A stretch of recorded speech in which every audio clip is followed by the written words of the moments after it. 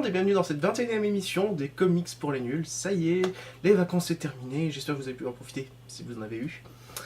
Donc voilà, nous voilà en forme, un dimanche sur deux comme toujours pour parler de comics entre nuls.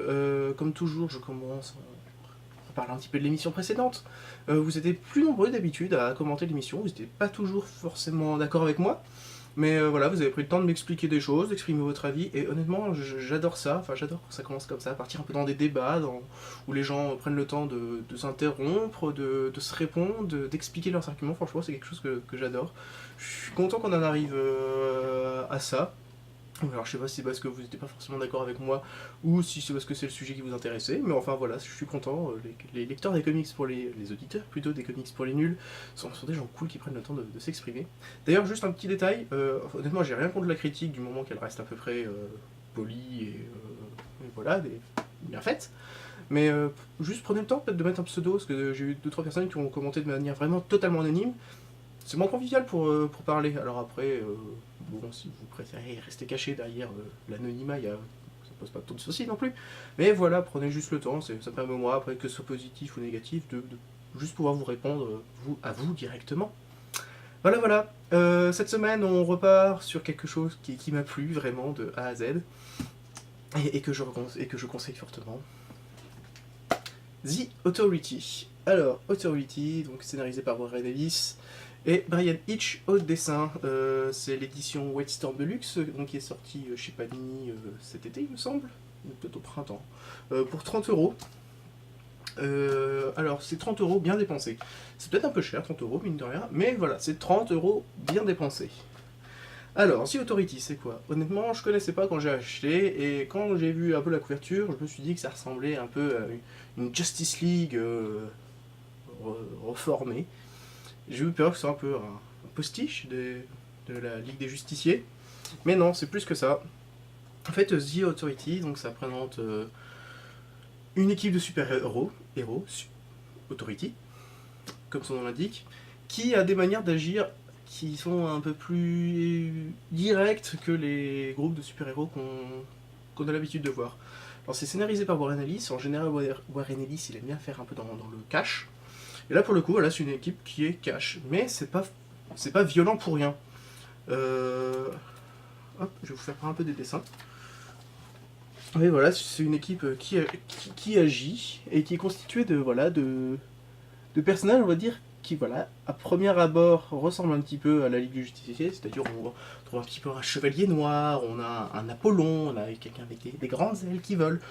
C'est des personnages, on dirait un peu déjà vus, mais non, là ils sont vraiment revisités et vraiment super intéressants. Mention spéciale pour Jenny Spark, qui est le leader de l'équipe, et que j'ai trouvé d'un charisme monumental. Honnêtement, j'ai adoré ce personnage.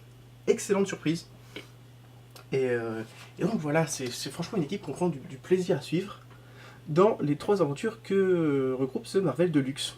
The White Storm Deluxe, désolé. White Storm, pas Marvel. Donc voilà, alors en plus c'est super bien dessiné. Ah, j'ai petit problème avec moi. Petit problème pour tenir. J'ai 2 mains gauches.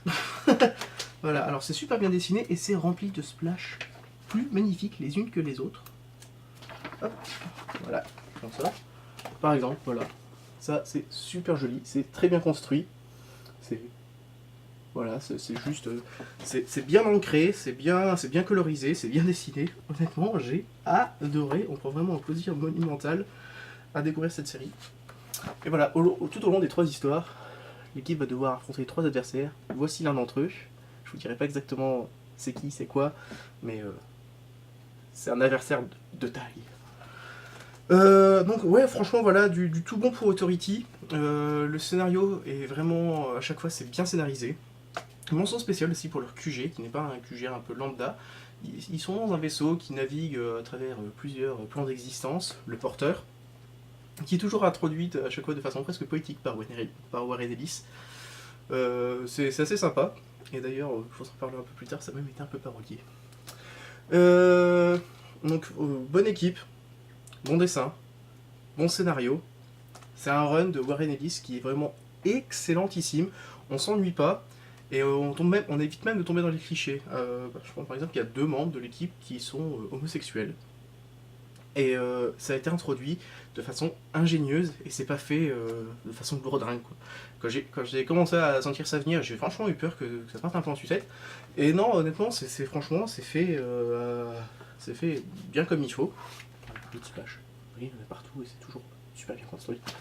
Donc voilà, c'est fait finement, même si c'est une équipe bourrin, et c'est bien scénarisé. Les scènes d'action en général se déroulent assez rapidement, ce qui permet d'avoir un scénario construit et intéressant. Mais les scènes d'action sont quand même chouettes à voir. Donc franchement, c'est du tout bon. Alors juste après, c'est une édition Deluxe.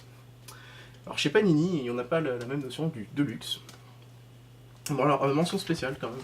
Voilà, quand on enlève le petit bout de papier, voilà, on a une vraie couverture imprimée. Ça en général, chez Marvel Deluxe, on les a pas. C'est précisé que ça regorge de bonus. Ouais, bon, il y a les covers, il y a quelques petits croquis. C'est pas non plus extrêmement généreux. Ils auraient pu faire mieux, surtout à 30 € quand même, mine de rien. Mais enfin voilà, ça reste une édition sympa d'un comics excellent. Alors après forcément, comme j'ai aimé The Authority, je me suis dit, waouh, faut que je continue de trouver des trucs sur Authority. À part qu'en VF, il n'y a pas grand chose. La suite de Authority, donc sous ce format-là, on l'a pas encore, je pense que ça va arriver petit à petit. Le run de Ellis se termine à la fin de ce Deluxe. Ensuite, il y a Mark Millar qui prend les commandes, puis Robbie Morrison, ensuite Grant Morrison. Les dessinateurs alternent aussi, mais voilà, pour le moment, c'est pas encore disponible. Cela dit, il y a encore quelques one-shots qui sont disponibles chez nous en français, dont The Authority Revolution, donc en 2 tomes. Alors là, je vais un peu moins rentrer dans les détails, mais donc ça se passe longtemps après les événements abordés dans le run de Ellis. Et donc Authority a pris le contrôle des États-Unis. C'est-à-dire, en fait, ils sont voilà, devenus présidents des États-Unis, on pourrait voir ça comme ça, et c'est eux qui contrôlent. Alors c'est un terme en plus qui est plutôt à la mode ces derniers temps. Et là encore, c'est plutôt bien scénarisé. Alors le dessin est moins chouette quand même. Les visages sont moins jolis, les décors sont moins travaillés, c'est un peu plus carré. Mais bon, ça cesse de regarder. Et pour le coup, quand même, le topo est intéressant de voir comment l'équipe d'Authority, qui a sauvé le monde à maintes reprises, donc au moins dans le White Storm Deluxe que je vous ai montré avant, comment ils pourraient s'y prendre, eux, pour améliorer eux-mêmes le monde. Et forcément, bah, les civils, ils vont pas se laisser faire, les gens, donc il va y avoir une certaine opposition, et ça va partir complètement en sucette. Du coup, ça reste un scénario super intéressant à suivre, même si le dessin est un peu moins bon. C'est Ed Brubaker au dessin. Ed Brubaker, scénario, qu'est-ce que je raconte? Et donc voilà, ça reste un scénario intéressant à suivre. The Authority, humain malgré tout, moins intéressant que les lectures précédentes, mieux dessiné que Authority Revolution, je trouve. C'est un peu plus finaux que Authority Revolution, même si je reste toujours plus fanat du dessin de Hitch. Là pareil, pour histoire d'aller vite, le scénario est un peu moins intéressant, et sans trop vous spoiler, je peux vous raconter que voilà, Authority, cette équipe de super, presque titans, se retrouvent vraiment confrontés à leur propre humanité, à leurs propres défauts. Et voilà, du coup, ça part là encore un peu en vrille. C'est un récit assez court qu'on peut trouver pour 10 € encore relativement facilement. Que je vous conseille si vous avez aimé tout simplement les précédents. Si à la fin de Révolution vous dites d'accord, j'arrête un peu Authority, voilà, arrêtez, c'est pas forcément la peine de venir dessus. Attendez peut-être la suite des publications White Storm Deluxe, même si voilà, c'est pas encore disponible. Apparemment, ça reste du tout bon. Mais ça part dans des choses encore un peu plus violentes. Bon, on verra quand ce sera publié. Au pire, si vous l'avez lu en VO, conseillez-moi. Est-ce que ça vaut le coup de continuer à lire Authority? J'aimerais bien savoir. Et voilà, après si vous êtes un fan absolu d'Authority, que vous voulez continuer à rester dans l'univers de Authority parce que vous avez trouvé ça trop cool comme moi, vous pouvez acheter The Authority Kevin le Magnifique et The Authority Kev. Alors là on s'éloigne de l'univers d'Authority, enfin on reste dans l'univers mais on suit plus vraiment Authority. On suit Kevin, qui est un agent de la CIA, il me semble, j'ai un doute mais il me semble... Non, du SAS. Voilà, je viens de dire vite derrière, c'est du SAS. Je confonds Bref. C'est scénarisé par Garcenis. Et en fait, c'est une série complètement barrée, donc, avec Kev, en personnage principal, qui se retrouve voilà, à devoir collaborer avec quelques membres d'Authority. Franchement, c'est barré, c'est un peu n'importe quoi, et ça reprend vraiment un peu les codes d'Authority, c'est-à-dire quelque chose d'assez assez cash, qui rentre dedans, avec un dessin plutôt cool. Mais voilà, là c'est plus un peu. Si vous avez aimé Authority et que vous avez envie d'histoire un peu déconne dans cet univers, franchement c'est à lire. C'est marrant, c'est cool.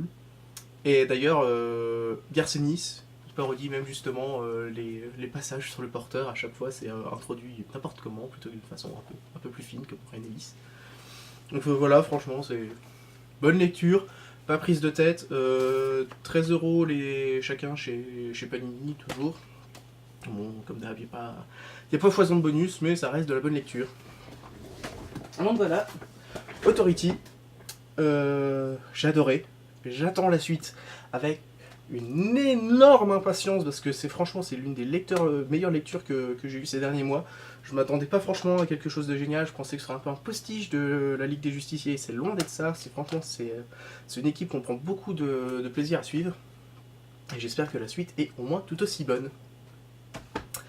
Voilà, on en a fini pour les comics pour cette semaine, et comme toujours, je vais vous parler d'autre chose. Ça fait longtemps que je vous ai pas parlé de cinéma, voilà, parce que ça faisait quelques temps que je ne vais pas aller au cinéma. Et hier, j'ai vu, ou plutôt on m'a emmené voir Buried, enterré. Alors comme son nom l'indique, on va suivre quelqu'un qui est enterré. Mais ça veut dire que voilà, on va être littéralement pendant 90 minutes avec quelqu'un dans un cercueil qui est enterré sous terre.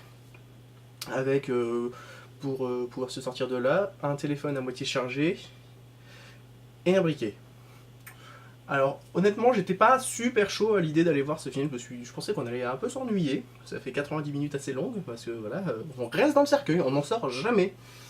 Et non, en fait, scénario extrêmement bien travaillé. Pour le coup, je pense qu'en VO, ça doit être un peu mieux à voir, parce que là, on profite vraiment de la performance de l'acteur, qui forcément, là, en VF, c'est traduit pendant 90 minutes, donc on doit perdre un petit peu en intensité. Mais voilà, pendant 90 minutes, on ne s'ennuie pas à un seul moment. Ça c'est toujours quelque chose qui fait qu'on reste en haleine et qu'on attend. On est pris dans l'histoire et excellente surprise. Donc voilà, alors, je recommande pas forcément aux plus jeunes parce qu'il y a quelques passages qui sont un peu rudes, mais voilà, c'est pour peu que vous ayez atteint l'âge de raison. Allez-y, foncez le voir, ça vaut énormément le coup. C'est un peu une expérience, mais c'est une expérience grandiose que je recommande vraiment à tout le monde. Par contre, après, en DVD à revoir et à revoir, ça doit être nettement moins intéressant, mais alors juste le voir une fois au cinéma, c'est top. Donc voilà, allez voir Buried dans n'importe quel cinéma qui le passe près de chez vous, c'est un ordre. Voilà, on en a fini pour cette semaine. Donc je vous rappelle, Authority, c'est trop cool. J'attends la suite. Et puis bon, bah voilà, on se retrouve dans 2 semaines, toujours pour parler de comics entre nuls. Et voilà. N'hésitez pas à commenter si vous avez aimé ou pas. Du moment que c'est bien fait, moi je suis content. Voilà, et bah voilà, c'est tout. Prenez soin de vous. Ciao!